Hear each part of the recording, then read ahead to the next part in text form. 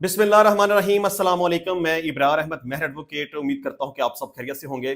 इमरान खान साहब की बहन अलीमा खान साहबा का कहना है कि इमरान खान की ये शदीद तन्हाई मरीम नवाज की हदायत पर नाफज की जा रही है, ना कि अडयाला जेल में मौजूद कर्नल के हुक्म पर। जेल पंजाब में है, हुकूमत इस कदर खौफजदा है कि वो इमरान खान तक किसी भी किस्म की रसाई को बंद कर चुकी है ताकि ना कोई पैगाम अंदर जा सके और ना ही बाहर आ सके। अच्छा, यहाँ कंट्रोवर्सी ये है कि इमरान खान साहब ने जब भी इल्ज़ाम लगाया है, उन्होंने ये कहा कि कर्नल साहब जेल के अंदर मौजूद हैं, जो कुछ भी वहां पे हो रहा है वो उनकी मर्जी के मुताबिक और उनके हुक्म के मुताबिक हो रहा है। मतलब इमरान खान के ऊपर जितनी भी सख्तियां की जाती हैं या मुलाकातों पे पाबंदी लगाई जाती है या उन्हें कैद तन्हाई में रखा जाता है, वट एवर किसी भी किस्म की कोई सूरत हाल हो। बल्कि इमरान खान साहब तो बड़ी ही दफा ऐसा हुआ कि जेल ट्रायल के दौरान वो कैमरे की तरफ हाथ करके कहा करते थे कि ये जो कुछ हो रहा है कर्नल साहब तुम्हारे हुक्म के मुताबिक हो रहा है। तो अब अलीमा खान साहबा ये कह रही हैं कि ये जो कुछ हो रहा है वो मरियम नवाज के कहने के मुताबिक हो रहा है। देखिए, हो सकता है कि ऐसा ही हो कि मरियम नवाज के कहने के मुताबिक ही हो रहा हो, लेकिन इमरान खान साहब ने इस हवाले से कभी मरियम नवाज का नाम नहीं लिया। उन्होंने जब भी नाम लिया है किसी कर्नल का नाम लिया है कि जेल में कोई कर्नल मौजूद है। और दूसरे नंबर पे जो कहती है कि इमरान खान साहब के ऊपर सख्तियां हैं या मुलाकातें नहीं हो रही या पैगाम रसानी नहीं हो रही, पैगाम अंदर नहीं जा रहा, बाहर नहीं आ रहा, तो ऐसा नहीं है। देखें, इस्लामाबाद हाई कोर्ट के हुक्म के मुताबिक मंगल और जुमेरात को इमरान खान साहब से मुलाकात करने का दिन है। ये एक अलग बात है कि सारा दिन वहां जलील किया जाता है, धूप में खड़ा रखा जाता है और जो लिस्ट दी जाती है उसके मुताबिक इमरान खान साहब से मुलाकात नहीं करवाई जाती। लेकिन इसका ये मतलब हरगिज नहीं है कि इमरान खान साहब से मुलाकात नहीं करवाई जा रही, क्योंकि अलीमा खान साहबा की तो अभी 2 दिन पहले इमरान खान साहब से मुलाकात हुई है। तो मेरा नहीं ख्याल कि ये बात मुनासिब है कि कोई बात अंदर नहीं जा रही या कोई बात बाहर नहीं आ रही। पार्टी के लोगों की मुलाकात हो रही है, वकला की मुलाकात हो रही है, इमरान खान साहब की बहनों की मुलाकात हो रही है। तो मेरा ख्याल है कि ये बात दुरुस्त नहीं है। अच्छा जी, लीमा खान साहबा ने एक और बात कही है कि नवाज शरीफ से किसने बात करनी है, उसे तो अपनी फैमिली भी नहीं पूछ रही। अच्छा, ये मामला ना कल से शुरू हुआ है कि कुछ सहाफियों ने ऐसे ही हवा में बात उड़ा दी कि इमरान खान साहब से नवाज शरीफ मुलाकात करना चाहते हैं। खासतौर पर कामरान शाहिद सहाफी हैं, उनकी तरफ से एक वीडियो पैगाम आया था। उन्होंने कहा कि मुझे अपने सोर्सेज से ये बात पता चली है कि नवाज शरीफ साहब इमरान खान साहब से मिलना चाहते हैं या उनसे कोई डील करना चाहते हैं या उनसे कोई एग्रीमेंट करना चाहते हैं या उनसे कोई कंप्रोमाइज करना चाहते हैं, वट एवर। लेकिन मैंने कहा था कि ऐसा मुमकिन नहीं हो सकता, कभी भी नवाज शरीफ इमरान खान साहब से मुलाकात करने के लिए जेल में नहीं जाएगा। लेकिन अगर फर्ज कर लें कि वो जेल में गया तो इमरान खान साहब कभी भी नवाज शरीफ से मुलाकात नहीं करेंगे। और देखें, ये कॉमन सेंस को बात अपील ही नहीं करती कि पाकिस्तान तहरीक इंसाफ के जितने भी ऑब्जेक्शंस हैं, जितने भी इल्जामात हैं, वो तो मुस्लिम लीग नून के ऊपर है, उसके साथ मिलिट्री एस्टेब्लिशमेंट के ऊपर है। वो 26वीं आईनी तरमीम का मामला है, वो 26 नवंबर जब पाकिस्तान तहरीक इंसाफ के ऊपर गोलियां चलाई गई उसका मामला है, मैंडेट की चोरी का मामला है, मखसूस नशिस्तों का मामला है, 9 मई का मामला है। जो कुछ भी है वो सारे के सारे इल्जामात तो नवाज शरीफ के ऊपर हैं या इसकी जमात के ऊपर है। तो फिर जिस बंदे के ऊपर इल्जामात होंगे वो खुद जाके इमरान खान साहब से कैसे मुलाकात करेगा? वो क्यों चाहेगा कि मेरी मुलाकात हो, मेरी डील हो जाए, इमरान खान की रिहाई हो जाए या 9 मई के वाकयात में जितने लोग पकड़े गए हैं उनकी रिहाई हो जाए? कोई बंदा इतना पागल तो नहीं हो सकता कि वो अपने सर के ऊपर खुद ही कुल्हाड़ी मार दे। तो ये अलीमा खान साहबा की बात सही है, ये ऐसे ही शुरली छोड़ी गई थी, इसका हकीकत के साथ कोई तल्लुक वास्ता नहीं है। बल्कि पहले तो ये खबर निकली कि चौधरी निसार साहब इमरान खान साहब से मुलाकात करने के लिए जाएंगे, वो भी झूठ पर मबनी बात थी। फिर ये खबर आ गई कि नवाज शरीफ साहब मुलाकात करने के लिए जाएंगे, ये भी झूठ पर मबनी बात थी। अच्छा, इसके अलावा नुसरत जवेद साहब ने भी खैर इस हवाले से कहा कि नवाज शरीफ अगर अडयाला गए तो बेइज्जत होकर आएंगे। तो ठीक बात है, इस बात के ऊपर बड़ी तफसील के साथ मैं पहले बात कर चुका हूं कि मुमकिन नहीं है। देखें, नवाज शरीफ जाएंगे नहीं, जाएंगे तो इमरान खान उनसे मिलेंगे नहीं, जब मिलेंगे नहीं तो फिर इससे बड़ी जिल्लत और रुसवाई और क्या हो सकती है। नुसरत जवेद साहब ठीक कह रहे हैं। अच्छा, राना सनाउल्लाह साहब ने एक बड़ी अजीब बात कही है, लेकिन चले उन्होंने अपनी हद तक तो शायद अजीब नहीं कही, लेकिन मुझे तो खैर बड़ी ये स्टूपिड बात लगी है। वो कहते हैं कि chief election commissioner Sikandar Sultan Raja ने पंजाब में हमारे साथ काम किया था, उनका नाम आया तो हमने कहा ये ठीक है, ये मेरिट पे काम करने वाला ईमानदार, नेक और क्लीन है। अच्छा, आप मुझे ایمانداری کے ساتھ بتائیں کہ چیف الیکشن کمشنر سکندر سلطان راجہ کیا ایک نیک اور شریف اور دیانتدار آدمی ہے؟ میں اپنے طور پہ ایسا نہیں سمجھتا. دیکھیں اگر کسی بندے کے اوپر اتنے زیادہ اعتراضات آئے نا تو میرا خیال ہے کہ پھر اس کو ریزائن کر دینا چاہیے اور کسی دوسرے بندے کو موقع دینا چاہیے. اگر میں تھوڑا سا ماضی میں جا کے بات کروں نا 8 فروری 2024 کے الیکشن سے پہلے جب سپریم کورٹ آف پاکستان کا فیصلہ آیا تھا کہ پنجاب میں الیکشن کروایا جائے تو کیا سپریم کورٹ کے فیصلے کے مطابق اس بندے نے پنجاب میں الیکشن کروایا؟ نہیں کروایا. اس کے بعد جب پاکستان تحریک انصاف کی مخصوص نشستوں کے حوالے سے سپریم کورٹ آف پاکستان کا یہ فیصلہ آیا کہ پاکستان تحریک انصاف کو مخصوص نشستیں دے دی جائیں تو کیا سکندر سلطان راجہ نے پاکستان تحریک انصاف کو مخصوص نشستیں دیں؟ نہیں دی.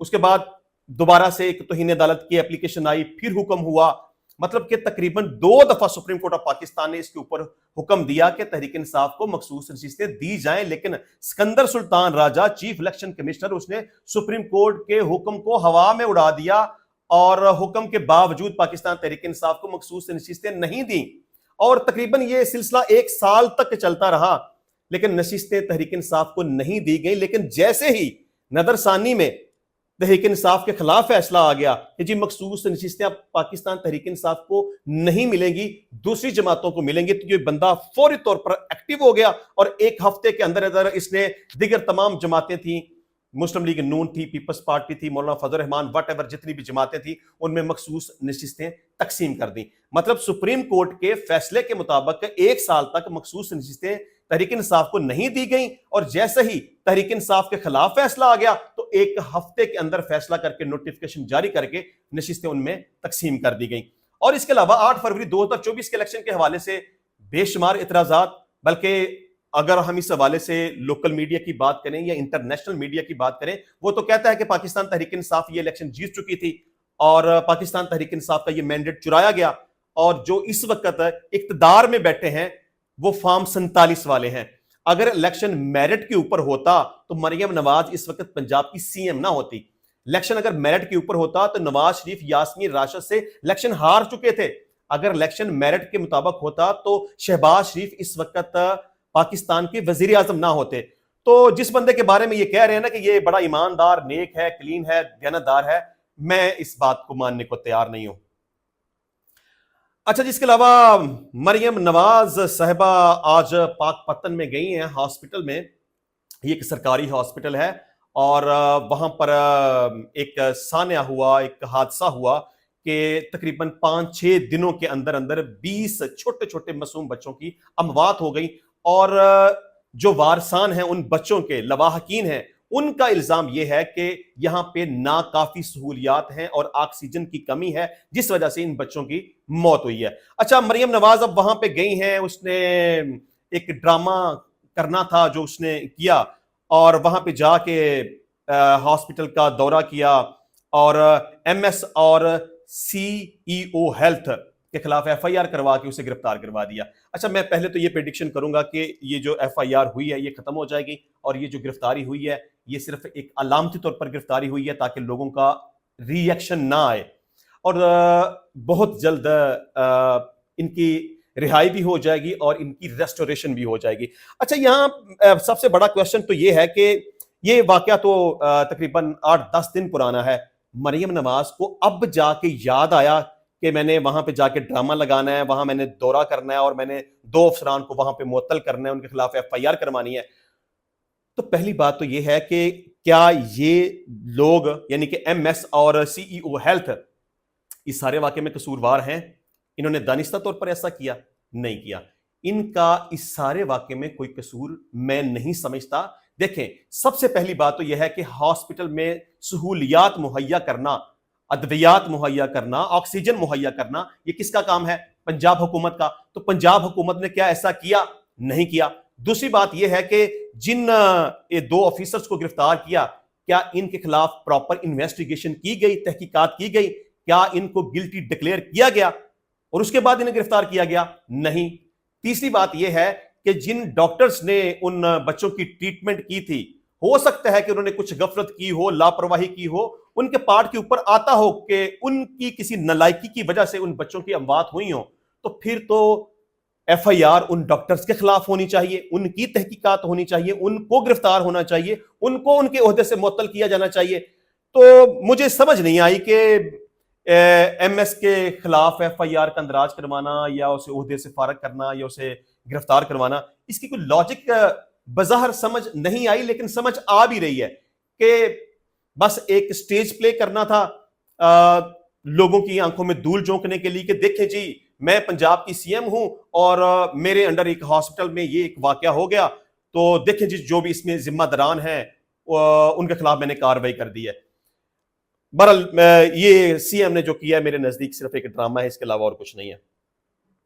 اچھا جی, اس کے علاوہ ایک بڑی خبر یہ ہے کہ بھارتی فوج نے پاکستان کے جنگ کے دوران ناکامیوں کا اعتراف کر لیا, اور اس پوری سٹیٹمنٹ میں بار بار یہ ریپیٹ کیا گیا کہ پاکستان نے یہ جتنا بھی ہندوستان کے اوپر اٹیک کیا, اور یہ ساری کی ساری ہندوستان پر جہاں اٹیک کیا گیا اس کی لائیو لوکیشن چائنا پاکستان کو پرووائڈ کرتا رہا. حالانکہ پاکستان نے اس حوالے سے بڑا مضبوط موقف اپنایا کہ یہ جو جنگ ہوئی ہے نا, یہ میڈ ان چائنا جنگ نہیں تھی, یہ میڈ ان پاکستان جنگ تھی.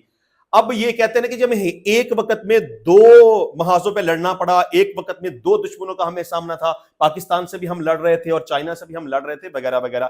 اچھا چلیں, لیفٹیننٹ جنرل راہول سنگھ نے نئی دلی میں ایک دفاعی تقریب سے خطاب میں الزام عائد کیا کہ پاک بھارت جنگ کے دوران انہیں پاکستان کے علاوہ چین اور ترکی کا بھی سامنا تھا, اور چین پاکستان کو بھارت کی عسکری تنصیبات کے حوالے سے لائیو معلومات فراہم کر رہا تھا.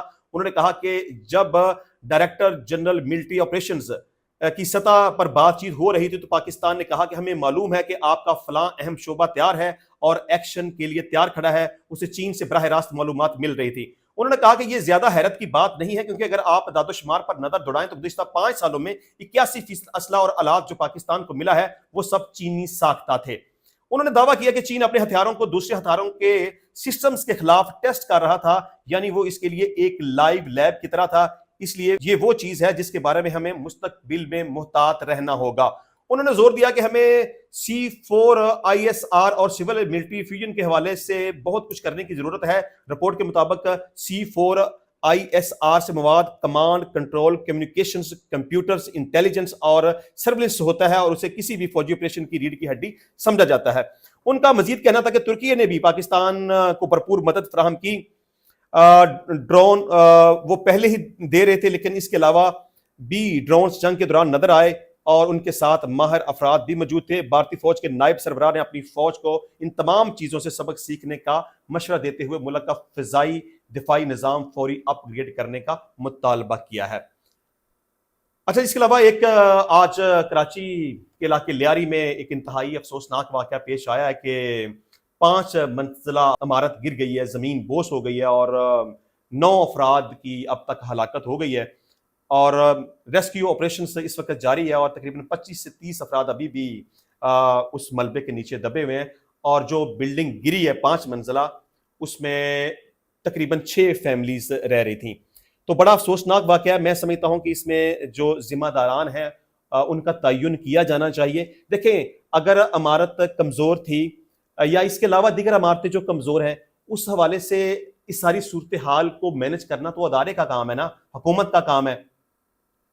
تو باقاعدہ نوٹس دینا چاہیے تھا, اس کو خالی کروانا چاہیے تھا. پہلی بات تو یہ ہے کہ لوگوں کو بھی اس حوالے سے احتیاط کرنے کی ضرورت ہے, لیکن اگر لوگوں نے ایسا نہیں کیا تو محکمہ کس لیے ہے؟ اس کا فرض بنتا تھا نا کہ نوٹس دیا جاتا کہ جی آپ کی یہ عمارت کمزور ہے, خدا نخواستہ یہ گر سکتی ہے, لہٰذا اس کو خالی کر دیا جائے, اور از خود اس کو ڈیمولش کر دیا جاتا.